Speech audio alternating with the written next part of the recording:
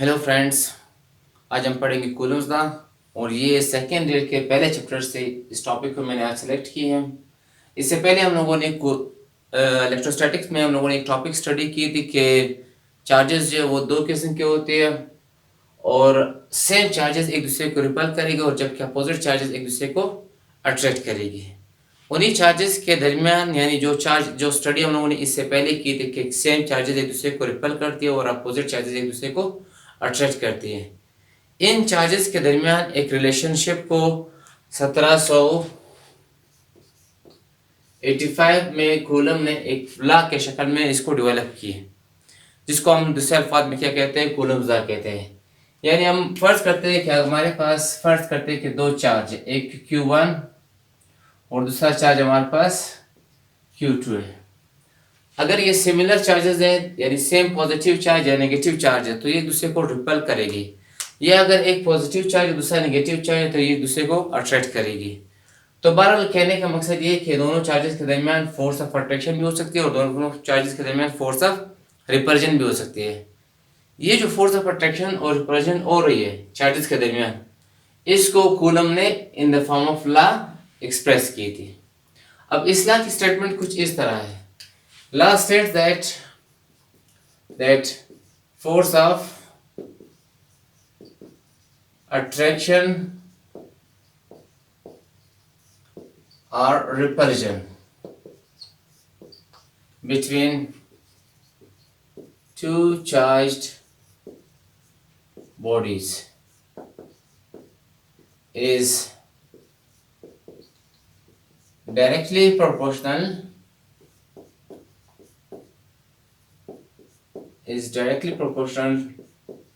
to the product of charges and inversely proportional to the square of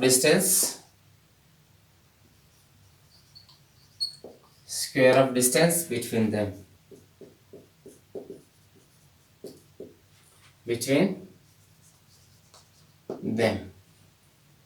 यानी दो charges के दरमियान जो फोर्स ऑफ अट्रैक्शन हो या फोर्स ऑफ रिपल्जन हो, ये किसके डायरेक्टली प्रोपोर्शनल है, उन चार्जेस के दरमियान जो प्रोडक्ट बनेगी उसके डायरेक्टली प्रोपोर्शनल है, number 1। And it is also inversely proportional to the square of distance between them. फर्ज करते हैं कि इन दोनों चार्ज के दरमियान जो डिस्टेंस है उसको मैं क्या लेता हूँ, r लेता हूँ। तो इस कूलम्स लॉ को मैथमेटिकल फॉर्म में जब मैं इसको लिखूंगा कि force between charges is directly proportional to the product of charges, यानी F is directly proportional to Q1 and Q2, दोनों को आपस में क्या करना है, मल्टीप्लाई करना है। Second, force is inversely proportional to the square of distance. Force is inversely proportional to the square of distance. पहले इक्वेशन से ये चीज साबित हो रही है कि अगर चार्जेस की मिकदार को हम बढ़ाएंगे तो फोर्स की मिकदार भी क्या हो रही है, बढ़ेगी, क्योंकि जो फोर्स है वो इन चार्जेस के दरमियान चार्जेस के प्रोडक्ट के डायरेक्टली प्रोपोर्शनल है। यानी हम कह सकते हैं कि अगर चार्जेस की वैल्यू को हम बढ़ाएंगे, लेट्स सपोज अगर मैं इसको 2 कॉलम चार्ज लूंगा बनिस्बत 2 कूलम चार्ज के, अगर मैं 4 कूलम को भी कंसीडर करता हूँ, लेट्स सपोज दो चार्जेस, पहले दो चार्ज जो है 2 कॉलम्स के और दूसरे दो चार्ज जो है वो 4 कूलम्स के, तो as compared to 2 coulomb charge या फिर जो 4 कूलम चार्ज है उसमें क्या होगा, फोर्स ऑफ अट्रैक्शन या रिपल्जन ज्यादा हो, क्योंकि चार्जेस की मिकदार जो है वो बढ़ गई। अब अगर चार्जेस की मिकदार को बढ़ाओगे तो उतना ही फोर्स ऑफ अट्रैक्शन या रिपल्जन भी बढ़ेगी। सेकेंड, इनके दरमियान जो डिस्टेंस है उस डिस्टेंस को अगर आप बढ़ाओगे तो फोर्स ऑफ अट्रैक्शन या रिपल्जन क्या हो जाएगी, कम हो जाएगी, क्योंकि ये इनवर्सली प्रोपोर्शनल। इनवर्सली का मतलब ये कि अगर एक क्वांटिटी को आप बढ़ाते हो तो दूसरा क्वांटिटी डिक्रीज हो जाएगी। तो इन दोनों इक्वेशन को मैं कंबाइन करता हूँ और कंबाइन करने के बाद मुझे कुछ इस शेप में इक्वेशन मिलेगा, F is directly proportional to Q1 Q2 divided by R square. दोनों F की जगह पे मैंने सिर्फ एक F यूज किया और साइन ऑफ प्रोपोर्शनलिटी की जगह एक साइन पुट कर दिया, Q1 और Q2 को मल्टीप्लाई कर दो 1 के साथ और डिवाइड कर दो आर स्क्वायर के साथ। अब अगर साइन ऑफ प्रोपोर्शनलिटी को खत्म करना है तो लाजमी बात है हमें क्या करना है, कुछ कांस्टेंट के को यूज करना है। तो इस साइन की जगह मैं क्या करता हूँ, कांस्टेंट के पुट करता हूँ और Q1 Q2 upon R square, ये इक्वेशन कुछ इस फॉर्म में बन जाएगी। यहाँ पे जो के को क्या कहते हैं, प्रोपोर्शनलिटी कांस्टेंट। अब इस के की वैल्यू जो है वो डिपेंड करती है इन दोनों चार्ज के दरमियान मीडियम के ऊपर डिपेंड करती है। अगर मीडियम हम फ्री स्पेस रखते हैं, मैं फर्ज करता हूं कि इन दोनों चार्ज के दरमियान जो मीडियम है वो क्या है, फ्री स्पेस, तो इस के की वैल्यू फिर हमारे पास एक कांस्टेंट वैल्यू आ जाएगी। अगर इसके इन दोनों चार्ज के दरमियान के की वैल्यू कुछ और मीडियम हम रखते हैं तो के की वैल्यू क्या हो सकती है, चेंज हो सकती है। तो यहाँ पे मैं फर्ज करता हूँ के की वैल्यू जो है इस टाइम हमारे पास मैं दो चार्ज के दरमियान जो स्पेस ले रहा हूँ वो क्या है, फ्री स्पेस है। तो for free space the value of K is equal to 1/4 pi epsilon naught, जिसकी न्यूमेरिकल वैल्यू हमारे पास 9 multiply by 10 power 9 newton metre square per coulomb square. और यहाँ पे हमारे पास एप्सिलॉन नॉट एक और कांस्टेंट है, this epsilon naught is another constant and it is called permittivity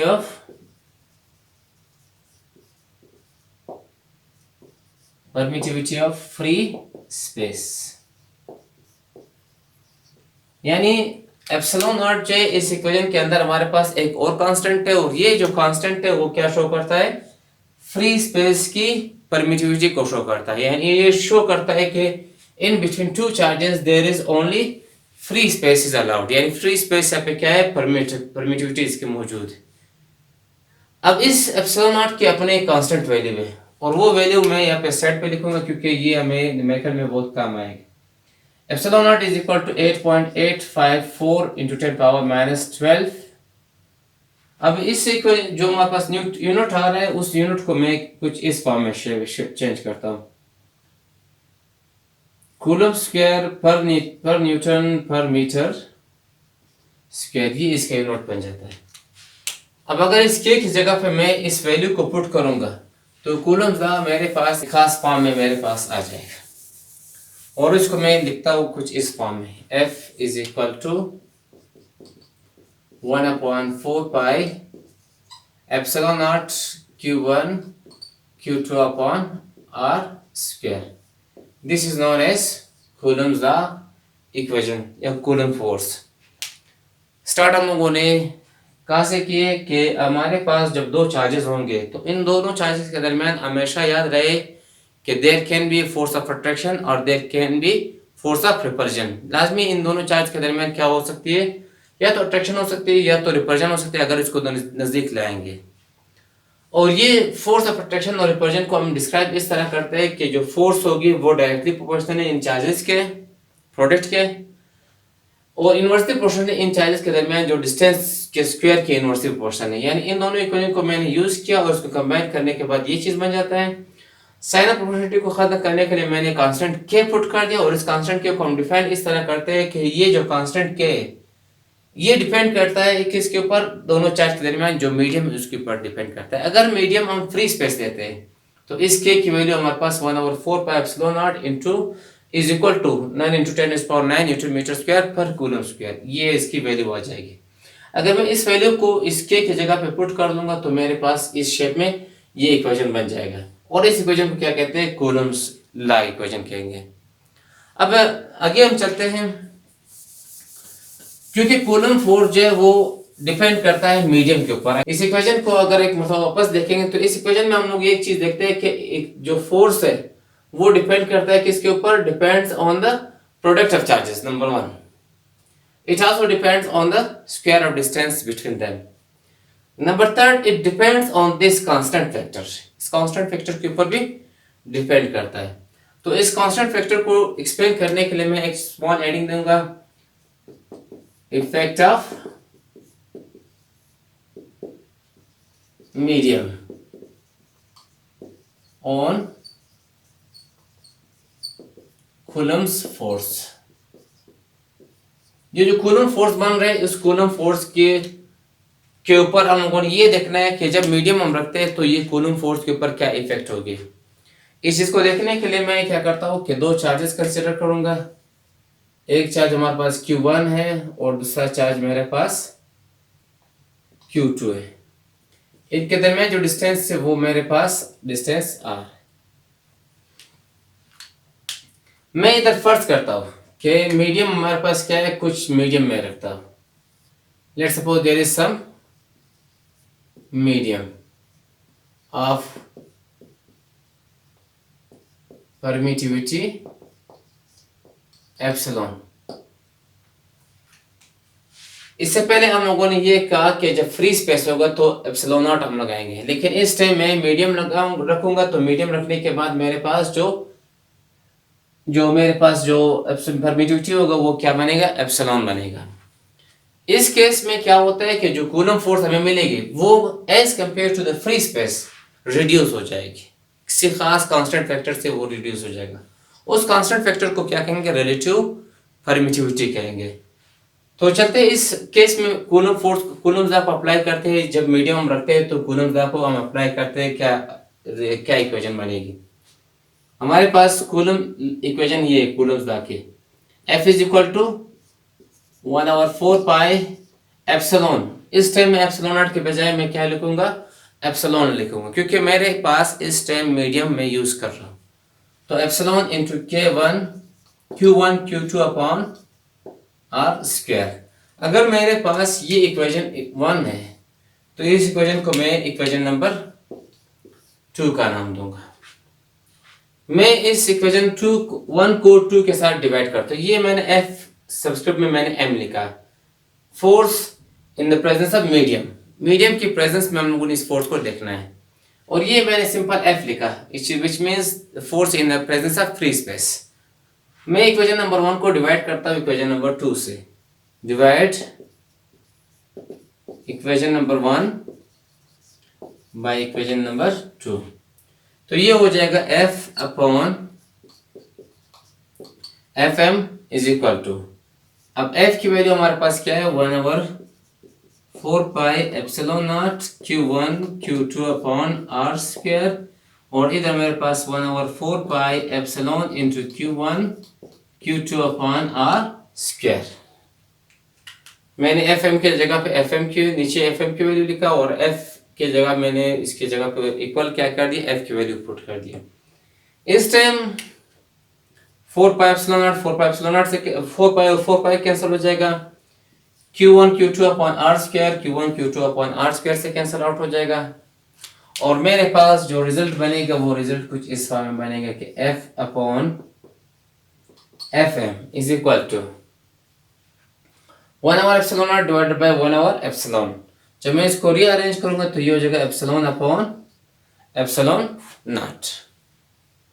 इस केस में यहाँ पे जो मेरे पास ये एप्सिलॉन अपॉन एप्सिलॉन नॉट आ रही है, this is called relative permittivity.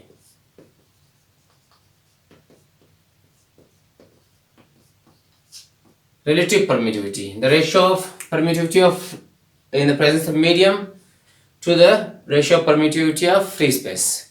इनके दरमियान जो रेशियो बन रही है इस रेशियो क्या कहते हैं, रिलेटिव परमिटिविटी कहते हैं। अब रिलेटिव परमिटिविटी हर एक मीडियम की मुख्तलिफ होती है।